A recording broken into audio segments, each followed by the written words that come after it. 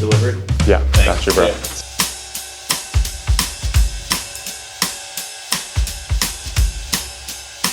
I'm trying not to say this in a way that's least offensive to the maximum number of people.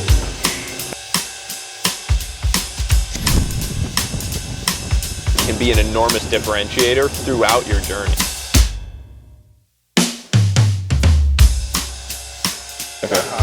When you have nothing to lose, that's actually a huge edge. It feels really good to just like tear your stomach lining with some like deep, harsh chemicals. Get started. Are you kidding? Holy shit. We might have wanted to stay at the Days Inn and not the Four Seasons, boy.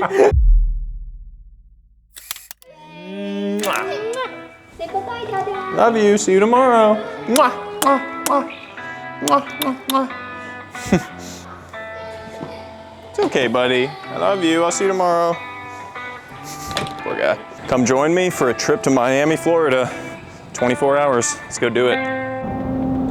Flying on JSX down here to Miami, incredible. Flies in and out of these small airports. So it's Westchester Airport right near the house.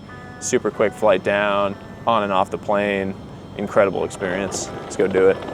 Hello, how are you? Thank you. 3-ish hour flight down to Miami. Got to get a bunch of work done on this flight. And then we're going straight into podcast and then a dinner at my favorite restaurant in New York that also has a location in Miami. In 2010 you was born, I was 13 years old. Wide eyes like mine, I hide the pain of my soul. Year by year you would grow, it seemed like less I would know. I try my best but I don't, cause I get selfish and go. In 2019 I saw the pain that you hide in your soul. You mad as hell at your mama, you cried at me on the Thank you guys, appreciate it. Man, it's hot. It's so damn hot. I don't know how you're wearing jeans and black, because I'm humble. It's called a Vision Jet. It has an auto return home on it. It's pretty cool. Off the plane, it's about 100 degrees here. July, what is it, August? Is it August? August 1st. Not the #1 time of year that you would show up in Miami. Much prefer to be coming down here in January, so we'll have to come back. Humidity, 100 degrees, still a beautiful place. Gonna get back to the hotel here, hopefully get some food delivered ready for us. And then go raw dog this podcast. Raw dog it, baby. Have you seen the trends around that? People say they're like raw dogging a flight. Yeah. It's like, it's supposed to be like when you look at the map on a flight, like all you do. You don't watch any other entertainment, you don't watch TV, you don't listen to music, you just stare at the map. And you can't sleep at all. I had a pretty cool dinner last night. I had dinner with a billionaire, entrepreneur, founder, investor. First time we'd ever really spent time one-on-one together. And he had this one really interesting insight. He's an extraordinarily hard worker. I've always thought it's really crazy when like someone has achieved tons of success, they've made tons of money and they're still working super hard. And he's like that. And what he told me is the reason is actually a pretty logical one, which is when you're starting out, the only thing you have is hard work. The only thing you have is the energy, the intensity, the hard work that you can put into something. And you can outwork some of your competition at those early days by just doing that, by 2x, 3xing the inputs that they're putting into it. As you grow, you have more knowledge, wisdom, insight, business acumen that's growing alongside you. And so now what he says is, now if I apply that same level of hard work and intensity that I had in my early years, and I compound it against this incredible wisdom and insight and business acumen I have, I'm unbeatable. Like you can't stop me. I can just drive towards success in whatever it is that I go after, because it used to be that all I had was the hard work, but now I have the hard work stacked on top of this massive base of insight, wisdom, and knowledge. And I thought that that was just such a cool framing for how it can be an enormous differentiator throughout your journey, and how at the time when you've already built all of that knowledge and wisdom, that's actually the best time to apply that hard work and intensity. It's not the time to step off the gas, it's the time to press down on it. The other cool thing he shared was just this mantra on life that when you have nothing to lose, that's actually a huge edge. That's like a time to lean into things and to really push, because we often assume the opposite. We assume that you need all of these things in order to dive in. You need capital, you need resources, you need a network, you need knowledge. And his point was, when I had nothing to lose in the early days, I could dedicate everything to it, because who cares? If it doesn't work out, it is what it is. Like, all I'm gonna be losing is my time, the energy that I put into this thing, the hard work, and I don't care, I'm in control of that. And so I think that that's a reminder for anyone out there that's sort of struggling or is waiting, thinking that they need all of these resources, all of these things in order to start. And the reality is sometimes having nothing to lose is actually the greatest edge you can have.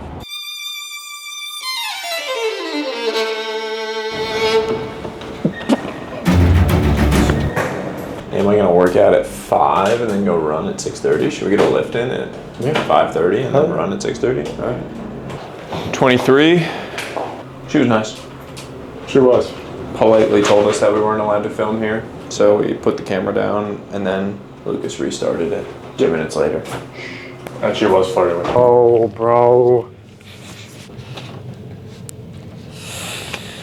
I'm gonna need to get a coffee.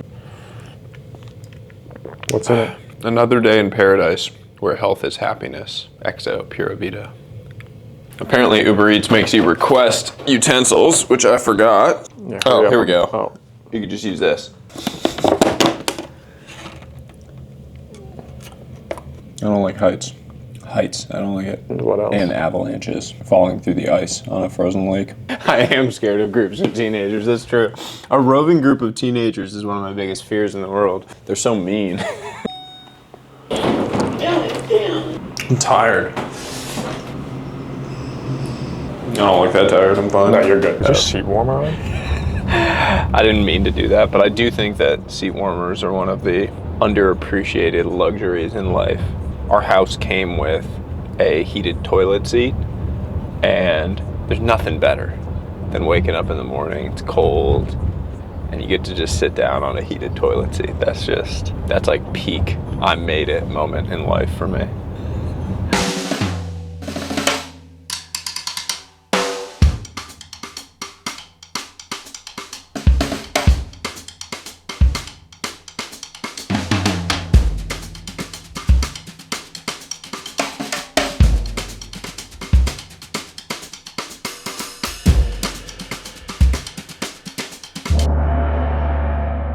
Oh, my Lenta. Ugh. What's wrong? That's some bitter cold brew, bro. Oh my God. Ooh. That is not good. Ugh. If I didn't need the caffeine right now, I would throw this out. God damn it. Still ate that. That's so bad. Get out of here. Get out of here. Get out of here. So bad. I was just looking at some of the notes I'd written down from recent stuff I read.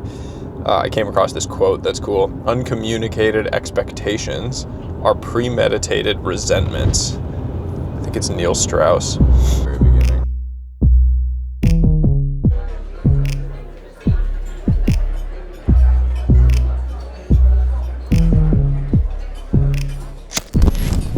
Life's a slow dance, but ain't nobody gonna hold your hand.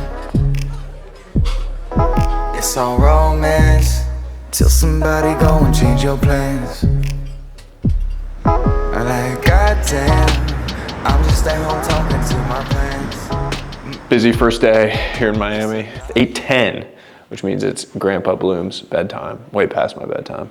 I'm gonna go get some sleep. We've got early morning lift, we've got a run, and another podcast before we head home. That's all. Bright and early, 5:30 a.m. There's an Equinox in the building. We're gonna go find it. Your locker room's there if you need it. No. It's the women's locker room. I was trying to make a joke. Oh, sorry, I wasn't looking. I was focused on getting a good shot. First time in his life. My arms are aching, my heart is full of pain. My liver starts to quiver every time I hear your name. Oh, what a feeling, baby. C4 is great for these early morning workouts. It feels really good to just like tear your stomach lining with some like deep, harsh chemicals. Just get the morning started. We rock and reeling, all because of your sweet love. Come on, grow those delts, baby. Let's go. You fell in my arms and fitted like a glove. Then you let me knee deep into All right, lift done. Gonna go hit this run.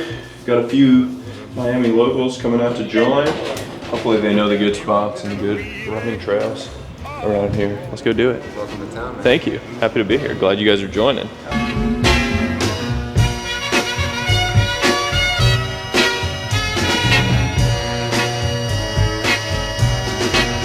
You make me tremble and shake like an earth.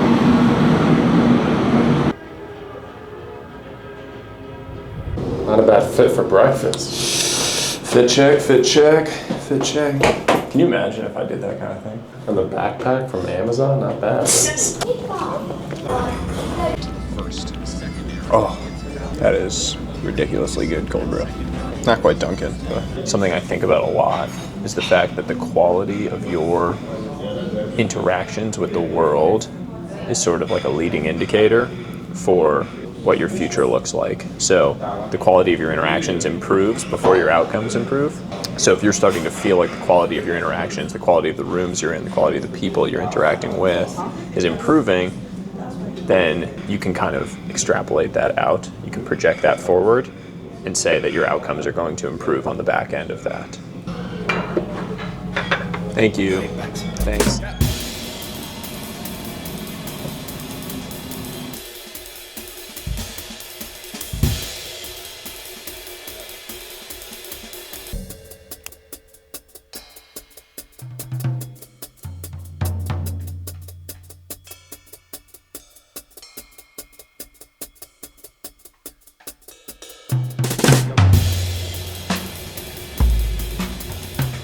Just got done with the second podcast. That one was really awesome. It's a new friend of mine who feels like an old friend, Chris Vasquez. I don't think I fully appreciated just how successful he's been as an entrepreneur. Like a few years ago, he started his business. He does like an executive recruiting firm, and he's built it into an 8-figure EBITDA business. So over 10 million of cash flow coming out of this business. Not sexy business, like not a hot unicorn startup, not like, you know, an idea that stands out for being so much more amazing than every other one. Just boring, basic execution on a daily basis, maniacal. Just so cool to see people building lives around that. I'll text you the info, Cool. Probably like in 10 minutes. So you'll go down and grab the food? Yeah, exactly right. Anything else you need? Laundry? Yeah, do my laundry, get my dry cleaning done too. Yeah, you got it. Unbelievable. Yo, food delivery? Yeah, Thanks. got you, bro. Yeah. See you later, man. You didn't have to get me a protein shake too, dude. I did. How are you? Good, sorry about that. I was having some issues with the internet here. Take it off my bill. It looks nice out, but then it's like 800 degrees and 90% humidity. One of the things I do when I'm on the road is I find the couple places that I really like, and then I just eat it over and over again. So we're back with Pura Vida round 2. This is my go-to spot in Miami. Dude, you got something on your face. No, I don't. Oh shit, I hope that's not a birthmark. Is that a birthmark? No, it's a sesame seed, dude. It's right here. With me? Just go like this. It's pissing me off. You gotta just go like this. I got it off already. Are you kidding me? Wait, there's no way it's still That's there. my face, sir. Holy shit, the market's tanked the last couple days. Has it? Wow. We might have wanted to stay at the Days Inn and not the Four Seasons, boy. Woo. I try not to say this in a way that's least offensive to the maximum number of people. It's like studying for the wrong test. Like if you're overweight, you don't need to be focused on gaining mass. You need to be focused on cutting body fat. If you aren't making any income, you don't need to be focused on cutting expenses. You need to be focused on building your income. It's always, you have to identify what the right what's the right game that you need to be playing in that moment. Get this Uber and go catch this flight home. Hopefully get home in time for dinner. Thank you, sir. Hey, how are you? I'd say I'm only tough on people when I know that they have a high expectation for themselves and they want to achieve that.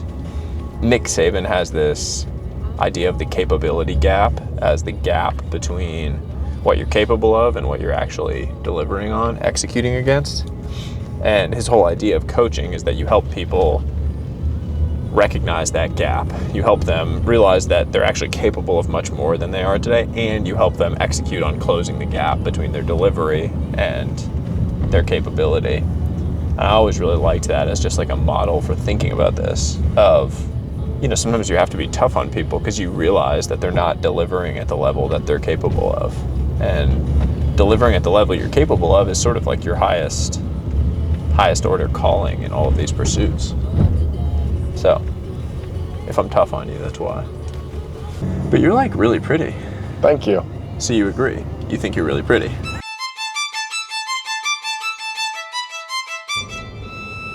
We're home.